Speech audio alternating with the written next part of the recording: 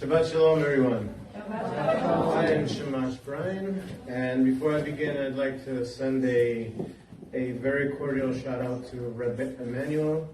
We love you, we miss you, we feel your absence here, so get well soon.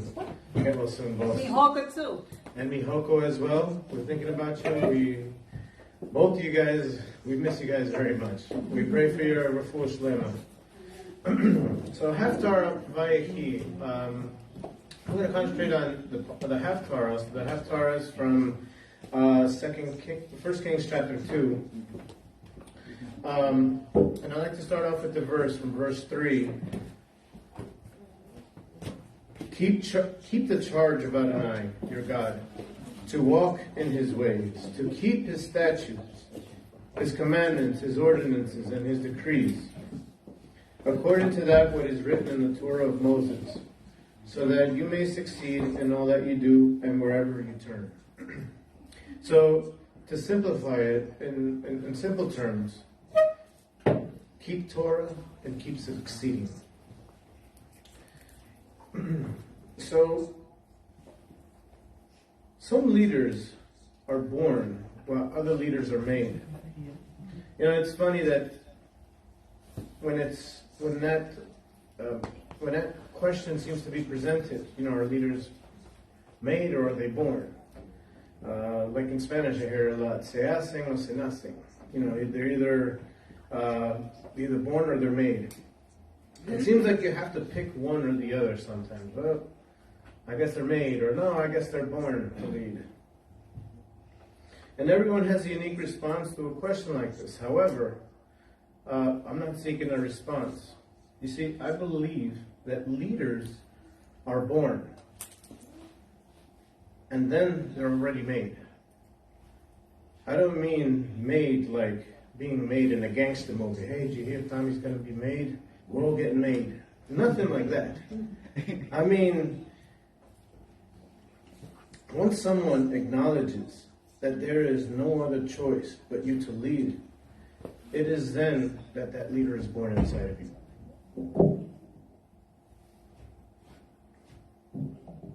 Now we see David is nearing his final moments. In this week's Haftorah, he's giving his last instructions to his son, Solomon. King David is widely considered as one of Israel's most successful leaders because he had faith in God. He trusted in God and he loved God.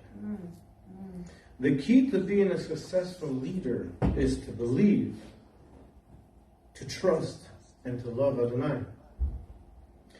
This is also shown in the Vayechi that we just chanted early this morning. And you shall love the Lord with all your heart, with all your soul, and with all your might. See the connection? King Solomon is given last words of wisdom, of advice from a father to a son, transitioning from an outgoing king to the new coming king, from one leader to another leader. But this isn't so much about a father and a son moment. It really is. It's David and Solomon, King David and King Solomon. But it's deeper. It's about a transfer of leadership. I say it over time and time again when we hold prayers or when we're here, fellowshipping in Sheol. I always like to say, our Sheol produces many, many leaders. I'm very happy to say that. Our Sheol has a lot of leaders. Some of the greatest leaders. If you really want to know what leadership is all about, then a KHD membership will be a great service to you. I am proud to say that I walk amongst the greatest leaders that I ever met in this world, and they are sitting in this very room today. Amen. Here at KHD, leaders are building up future leaders. I'm digressing. Back to the Haftorah.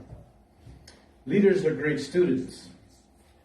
Reading more into the Parashah afterwards, we see that Solomon commences his leadership after King David passes.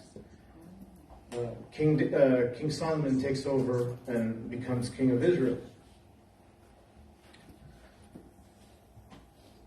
His leadership role in his kingship, after his father King David dies, this is what is recorded in the Torah, is that Solomon did exactly as King David had ordered him. The fear of the Lord is the beginning of knowledge, but fools despise wisdom and instruction. This is a Mishle, is a proverb. It's actually the very first proverb, Proverb 1. Leaders of prayer warriors. Now, when King David died and King Solomon began to reign in Israel, King Solomon needed guidance. He didn't have his father anymore, the strongest, the wisest man to lead Israel up until that point. Solomon needed guidance. King Solomon needed guidance, rather. He sought the Lord. He heeded the great advice of his father, King David. And because of this, he became one of the wisest men to ever walk the earth. A true leader. I just wanted to, a while back, I met with Rabbi Ben, I think like 3 years ago. We met up for some lunch, and Rabbi Ben, for all of you who may not know, he was my leader. He was a leader to all of us here at KHD. Anyway, one day a few years ago, we had met for lunch here in the city, and I remember asking him about leadership. And, I saw him as like a big brother. Not really a father, but a big brother, because we really understood each other. But later I understood, in hindsight, he was a father to me. So we go to meet up lunch, and I ask him, hey, Rabbi, how long does it take in order to be ready for a leadership role? And he leaned over and he jokingly asked, do you know how long Joshua walked with Moses? I'm like, yeah, about 40 years. He's like, that's your answer. 40 years? That's a lot of studying. So, it was a great moment that we shared. But the message is, it takes time. It takes time to be a leader. I said, well, I'm 4 years in, but I guess I got a lot more to go. But nowadays, and actually he has always been around, we have a great leader to follow.